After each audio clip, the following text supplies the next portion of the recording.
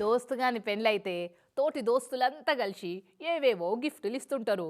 కొందరు బంగారం పెడితే ఇంకొంతమంది పైసలు కట్నంగా చదివిస్తుంటారు. ఇంకొందరు దోస్తుగా నాట పట్టిద్దామని షీపురు, శతశాటలు, గిన్నెలు, సంటి పిల్లగాల నోట్లో పెట్టుకునే పాలపీకలు, డైపర్లు ఇట్లా ఇచ్చంత్రాల గిఫ్ట్లు ఇస్తుంటారు. అట్లా ఆట పట్టిద్దామని గిఫ్ట్లు ఇస్తే నవ్వుకునేటట్టు ఉండాలే గాని నారాజు అయ్యేటట్టు ఉండొద్దు అంటున్నారు చాలా మంది. గీడొకాడ దోస్తు ఇచ్చిన గిఫ్ట్ చూసినాక. దోస్తులు అంటే వీలే పో. తోటి దోస్తు గాని పెళ్లి అవుతున్నదని ఫ్రెండ్స్ అంతా కలిసి డ్రంపు కొనుక్కొచ్చి గిఫ్ట్ ఇచ్చిర్రు ఇట్లా. అలా ఏరియాలో నీళ్ళ కరువు ఉన్నది కావచ్చు, నిరసన చేద్దామని డ్రమ్ ఇచ్చినట్టున్నారు.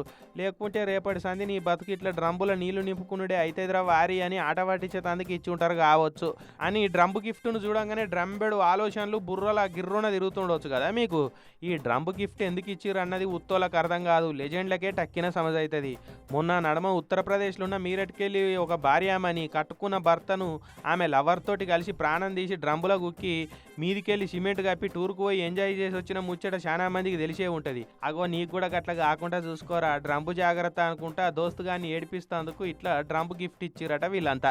ఇక డ్రంబును చూసి పెళ్లి పిల్ల నవ్వింది కానీ పిల్లగానికి ఏం సమజ్ కాలే.